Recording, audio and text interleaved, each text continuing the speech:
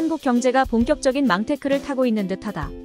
어제자로 버티다 한계를 드러낸 태영이 워크아웃을 신청했다. 정부에서는 최대한 지원해서 막아보려 하겠지만 결국 200조가 넘는 PF 부실부터 시작 전세대출을 포함한 2,000조가 넘는 가계부채, 1,000억이 넘는 자영업자 부채 등이 차례로 터지면서 결국은 빚을 못 갚는 수천조의 채권이 부실화되며 은행까지 흔들거리는 상황이 발생할 것이 명약관확하다. 수입 대비 주택 가격인 PIR 즉 몇 년 월급을 모아야 주택을 살 수 있는가는 실내외의 다른 OECD 국가들과 달리 한국은 19를 넘어가고 있다. 일본이 90년 버블이 터졌을 때가 18이었다. 즉 한국은 내일 당장 버블이 터져도 이상할 게 없는 상황이다. 사실 이 위기는 기득권 자본가 재벌들에 의해 기획되고 있는 건국 이래 최대의 대한민국 자본가들의 음모라고 개인적으로 확신하는데 그 이유는 뒤에 설명하겠다. 우선 현재 한국의 상황과 한국이 어떻게 망할지 체크해보자. 자, 현재 한국의 상황부터 보자면 현재 한국이 제2의 IMF의 허리케인에 휘말릴 것이라는 경고가 여기저기 터져나오고 있다. 현실적으로 97년 한국의 IMF는 경제 펀드멘탈보다 일시적 유동성 위기, 외환위기였고 경제 규모가 아주 작았기 때문에 이번 위기에 참고 할 만한 대상은 아닌 걸로 보인다. 그것보다 오히려 90년대 일본의 거품 경제 붕괴가 더 직접적인 비교 대상이 될 것이기 때문에 이를 비교해보자. 일본 버블 경제 때의 일본의 부동산 버블이 어느 정도였는지를 살펴본다면 일본 중심가의 고급 맨션 등은 1억엔 즉 12억까지도 평당가를 찍는 등 30년 전인데도 불구하고 현재 한국보다도 더 높은 부동산의 버블이 생겼었다. 하지만 버블 붕괴 후 중심가는 70%에서 80%까지 가격이 떨어졌고 시외곽 교외는 90%까지 하락했다. 그것도 무려 1년 반도 안 걸리는 기간 안에 저러한 폭락이 일어났다. 한국으로 본다면 현재 50억까지 가는 30억대 한강뷰 아크로리버파크 등이 10억에서 15억 내외까지 떨어지고 20억을 넘는 과천이나 동탄 등은 3억에서 5억까지 떨어진다는 이야기이다. 쉽게 믿겨지지 않는 이야기지만 분명히 30년 전 일본에서 일어난 상황이다. 그 당시 일본과 한국을 비교해본다면 당시 일본의 GDP는 미국의 절반 정도였으며 부동의 세계 2위의 경제 대국이었다. 현재 한국의 GDP는 미국의 15분의 1 정도이며 세계 12위 정도이다. 당시 일본의 가계부채는 GDP 대비 60%, 기업 대출은 150%였다. 현재 한국의 가계부채는 대충 GDP 대비 120%, 기업 부채는 110%를 조금 넘는다. 하지만 여기 한국에만 있는 함정이 있다. 전세 대출과 자영업자 대출을 포함킨다면 가계부채는 GDP 대비 250%를 넘게 된다. 가계의 빚은 당시 일본과 비교가 불가능할 정도로 높고 기업 부채는 조금 나은 정도이다.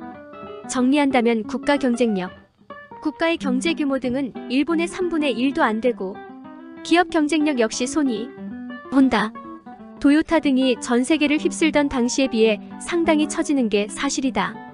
또 GDP 대비 부채 비율은 일본에 비해 역시 3배 가까이 많다. 대외 환경은 미국의 경제 위기, 중동전, 한국 경제의 버팀목인 중국 경제의 폭망 등 버블 경제 시기 일본보다 훨씬 불확실하고 안 좋은 상태이다.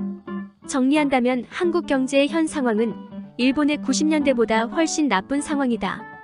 또 재벌이나 기득권 입장에서는 어쩌면 이러한 경제 위기를 크리스마스 이브를 기다리는 꼬마들처럼 설레이는 일일 수.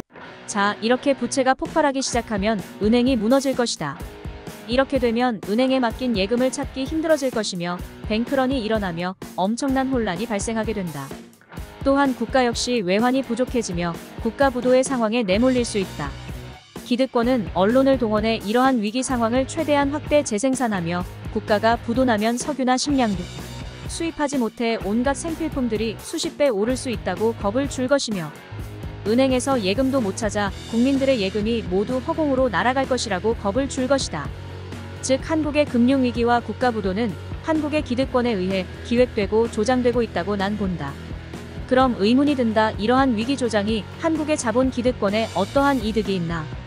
답은 엄청난 이득이 있고 한국 사회를 완벽하게 재편할 수 있는 최대의 기회이다.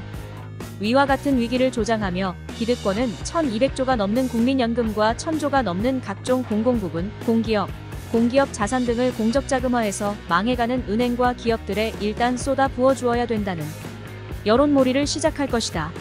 즉, 야 니들 은행 예금도 못 찾고 나라 망해서 길거리에 나앉고 굶어 뒤질래. 아님 언제 받을지 모르는 국민연금으로 은행 구하고 기업들 구해서 예금도 찾고 나라 망하는 것도 막고 할래. 라는 선택을 강요하게 될 것이고, 당연히 여론은 일단 은행 파산 국가부도를 막자는 쪽으로 흘러가게 될 것이다. 이러한 수순을 이용 국민연금과 대부분의 공공부분을 다 공적자금화해서 은행과 기업들에 쏟아붓게 될 것이다.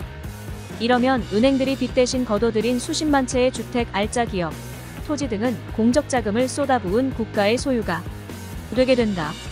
이후는 우리가 IMF에서 본 대로 다시 흘러갈 것이다. 즉, 국가 소유가 된 수십만 채의 주택과 기업 등을 실제 쏟아부은 수천조의 공적자금의 10분의 1도 안 되는 가격으로 감자화해서 다시 대기업과 해외 자본에 매각하게 될 것이다. 이렇게 되면 이를 원래 가격의 10%도 안 되는 가격에 사게 된 자본들은 수십만 채의 주택의 매각 임대 사업자가 될 것이며, 수도, 전기, 가스, 공공도로, 의료보험까지 모든 공공부분, 주거, 즉 먹고 마시고 살고 하는 모든 부분에서 매달 수천조의 돈을 빨아가는 영원한 대한민국의 주인이 될 것이다.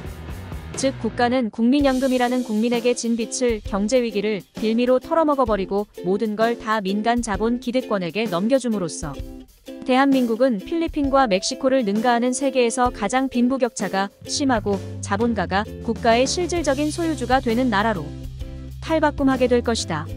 이게 개인적으로 현재 한국의 부채 위기의 본질이며, 이 시나리오를 위해 정부는 자본가에 의해 움직이고 있다는 게 나의 개인적인 의견이다. 물론 뭐 아닐 수도 있다. 말했지만 이건 나의 개인적인 의견과 상상력의 산물일 뿐이지 현실이 될지 헛소리가 될지는 두고 봐야 알 것이다.